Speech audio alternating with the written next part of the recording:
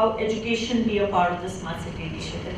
We are forgetting the point that education, how an institution can work towards helping towards a smarter city, how an institution can help make citizens think creatively, develop critical thinking in them, how they can be able to respond better to situations when it comes to working towards a better society. हम critical thinking की बात करते हैं, हम कहते हैं knowledge, information दे दो, बच्चे को पढ़ा दो, क्या पढ़ाना है, साइंस में, मैथ्स में, इंग्लिश में, हिस्ट्री में, ज्योग्राफी में सब पढ़ा दिया. नॉलेज कहाँ है? It is not there. वो फीड नहीं कर सकते आप समझा सकते हो. Let the child think. Let the child think करना क्या है critical situations में. Because end of the day, he's an engineer, he's an artist, he's a designer, he's a doctor, he can be anything. We are not deciding that. A child over a period of time, eventually decides what he's going to be. But what we can ensure is, even as owners, even as teachers, the only thing that is expected out of us as people is what you decide at a point of time. You have a choice of 10 things. Your decisions makes you as a person. And if we can make sure that the children are able to decide the right thing, if we can evolve that critical thinking in the children, if we can evolve कि सही और गलत में क्या choose करना है, या 10 चीजों में क्या choose करना है, which is the right thing to do, will make them a better citizen.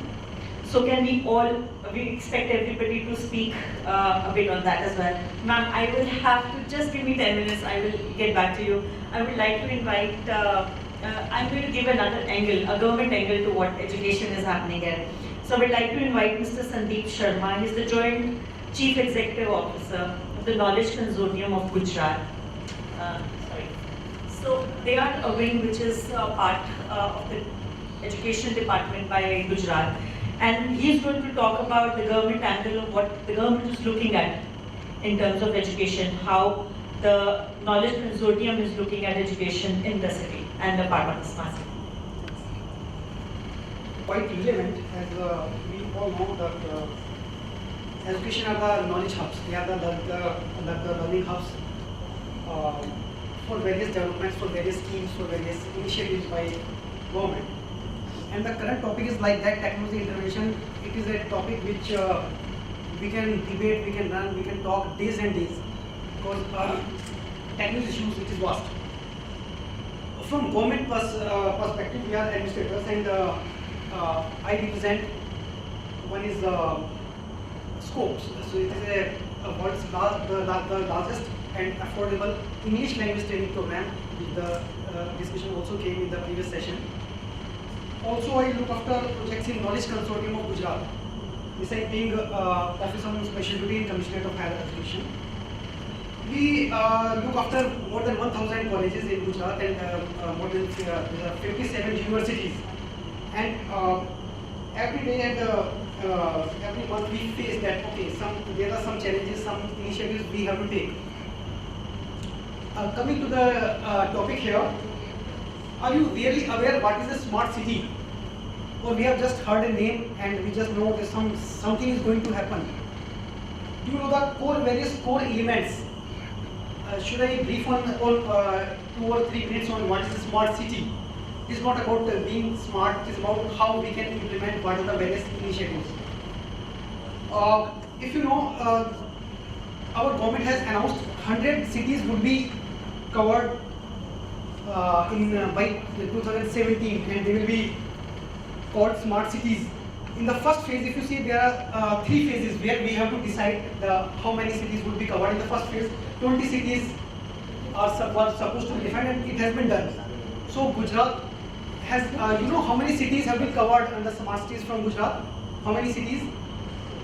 There are 3 as of now. One is Ahmedabad. Ahmedabad came at number 6, Surat at number 4 in the first 20 list, the first 20 smart city list. In the second phase, there is a you know how a smart city is selected.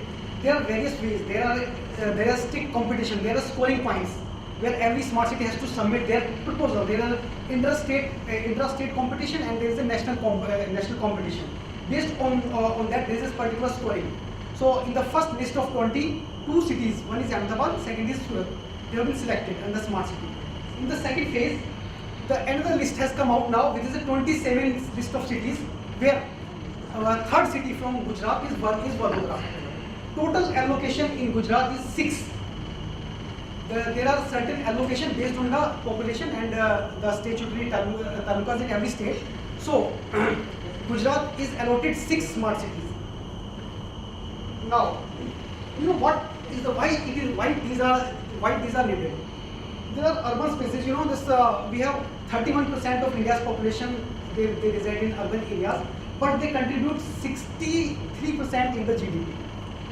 Government's plan is by 2030. 40% of the citizens would be living in urban areas, contributing to 75% of the GDP. So when we are talking about such a high economic growth, why don't we provide such kind of services? So a smart city is there is no particular definition as of now. What is a smart city? Some says that okay, it is not about we can say if we ask an individual, what do you mean by smartness? So they can say, oh, somebody may be dressing smartly.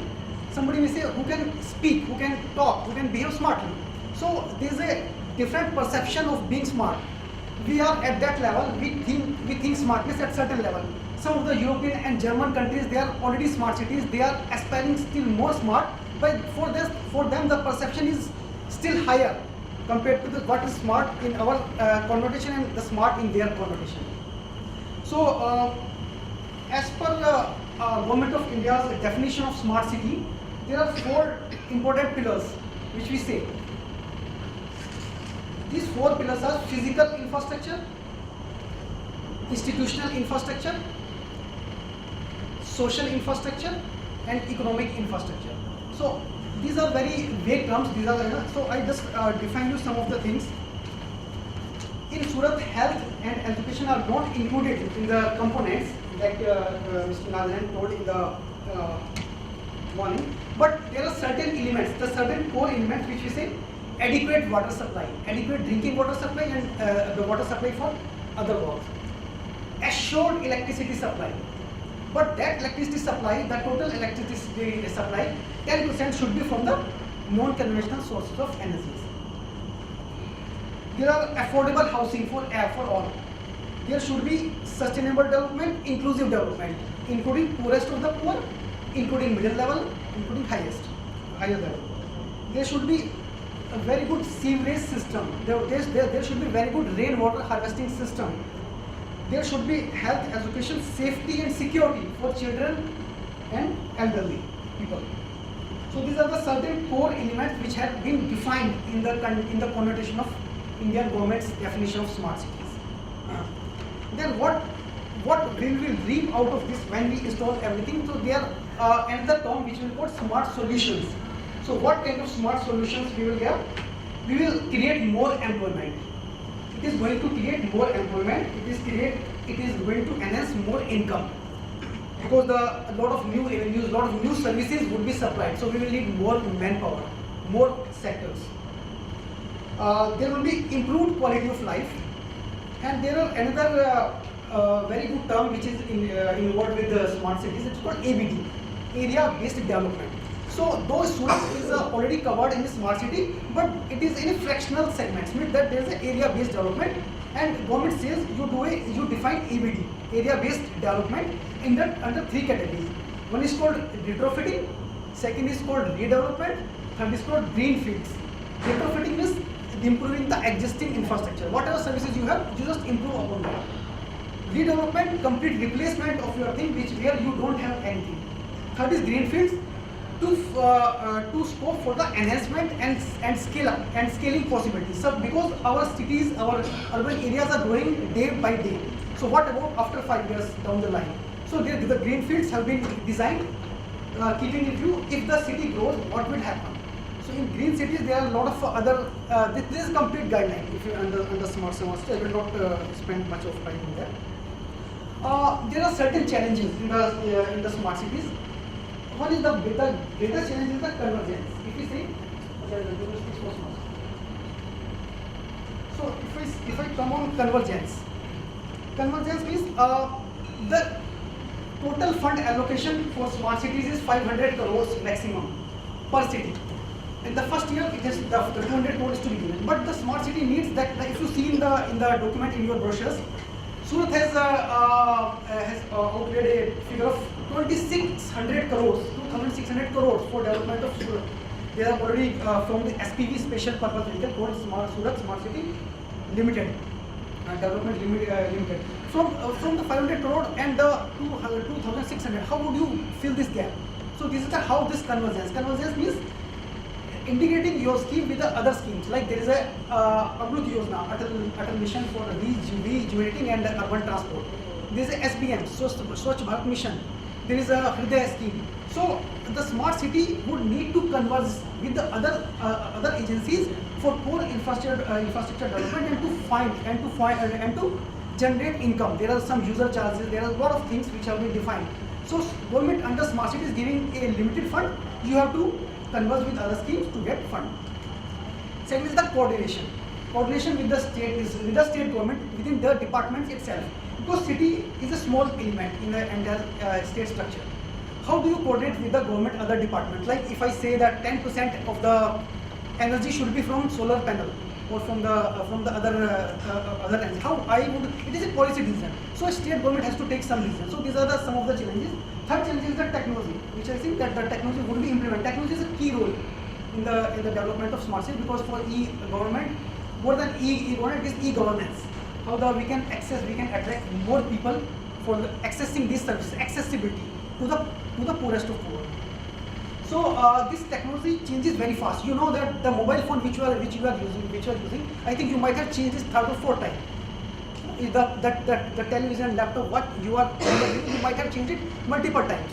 So technology changes at a very fast pace, and infrastructure investment is quite huge. So the obsolescence of the technology is another challenge in the smart city. So now if I come to how universities can, the first part I have covered about the smart city. If I come on the how universities coming to the topic of this how universities can actually cope up with this. So if you see, we have Gujarat has various specialized universities. In smart cities, there are integration of various kinds of sectors, various kinds of domains, various kinds of stakeholders. So there are, if you see, there is a Yoga University, there is a Forensic Science University, there is a Petroleum University, there is a Children University, there is a Lakshya University, there is an Animal Hostel, there is a Sports University, Skills University in Baroda, and there is a Oro University in Surat, which is basically hospitality university. So there are various, these are the various specialized universities which do only a particular kind of specialization, and how these universities would be helpful in the smart city development. You know, these are knowledge hubs for universities. Can be the very knowledge and training hubs for smart city projects. You know, these kind of, we were talking in the first session, training for faculty, training for the teachers. How the training and awareness, capacity building, how we can train particular our public, our citizens, our denizens to use a particular service. So making them aware, giving them training on using services is the biggest challenge in the smart city initiatives. So if I want to file my income tax, or I want to fill my municipality tax online, sitting on my system, how can I do that? Can anybody train me? So these are the various things which are as part of e-governance services. How we can going to train our youth, our denizens, our citizens.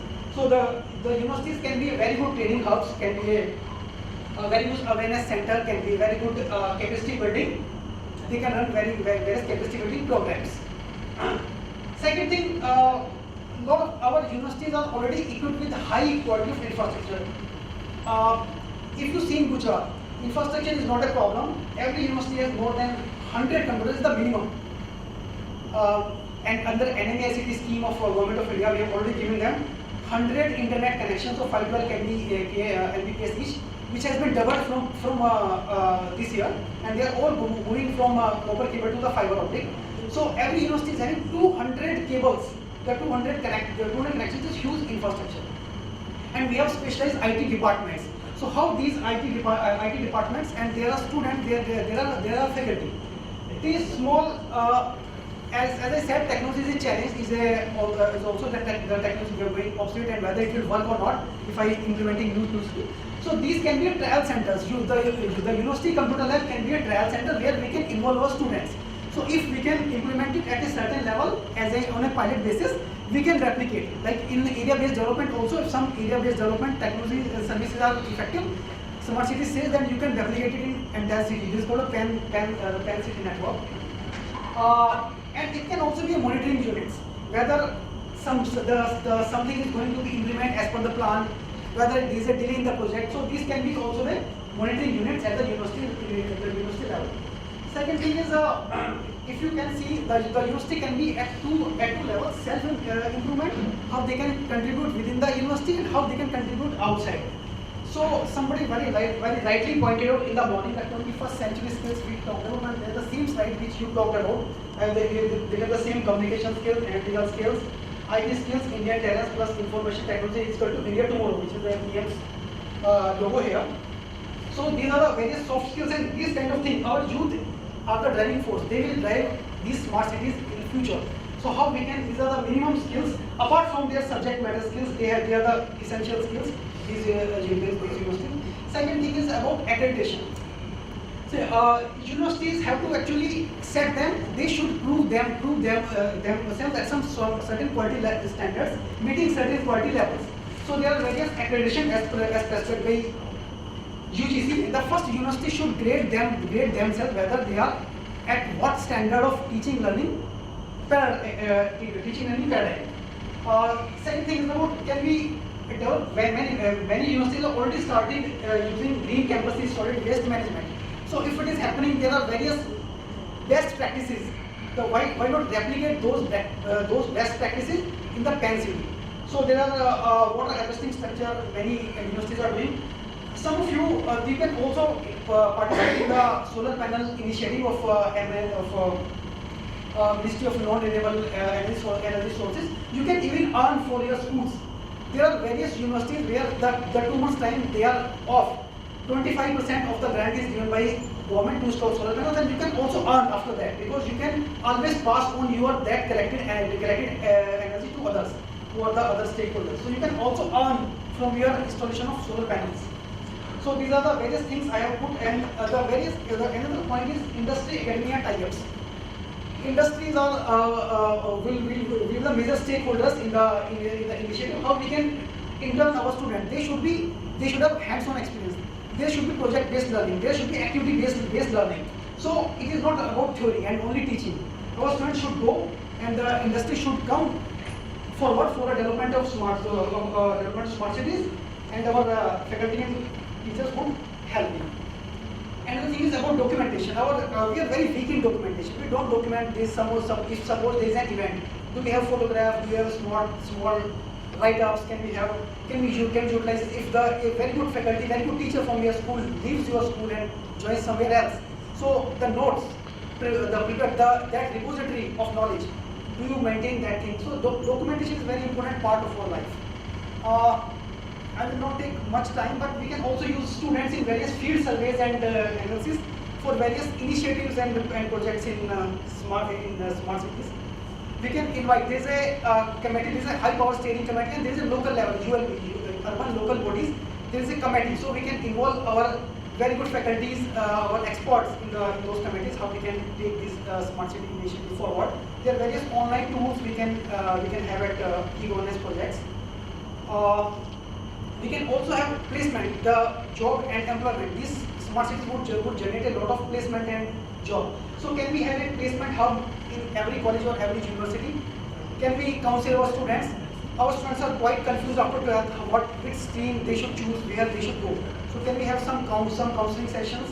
Can we have regular career counseling? Can we invite some industry experts in our university? So there can be more collaborative learning, more knowledge societies we can actually form about from this implementation. Another thing is research and innovation. If there is a smart city and it is not working, so again we can see a feedback system, implementation, improvement, and again feedback, again implement. So our universities can be research-based institutions research is always required in every project and every initiative. Second is about promotion of publication. Some scoring are given for publication. Does the city produce anything updates for the citizens? So it can be very good publication, e-journals, e-news of the city. How to prevent the very culture, the heritage culture of our cities. So these kind of things which our universities can actually help in a lot of things, and this is where we can, universities and academic system can converse with this initiative. Thank you very much. Thank you so much, Mr. Sandeep. It helps to understand what the government is doing in terms of initiatives that they're bringing around and what they're working around with universities to make smart cities, and a few of them I think can be implemented in our schools as well, in terms of how green campuses can help build a community, have a feeling of the students, understand how important it is to be a part of the green community, how important it is to have a city which is greener. It is important to have them think about research. It is important to have them think about how they can use technology. It can be anything from Googles to Doc to SlideShares to anything, how they can use that to make them more tech savvy, and as well as make sure how they can work with the governments on this. Making government alienated with the student. A government अपना काम करती है, आपका काम सिर्फ पढ़ना है, is not how we generally place the students or a school as. A school also has their importance in the sense that they make sure that better citizens are formed, and schools also make sure that better institutions contribute towards the whole initiative of a city. And the government is doing their bit, which you have just heard from Mr. Sandeep.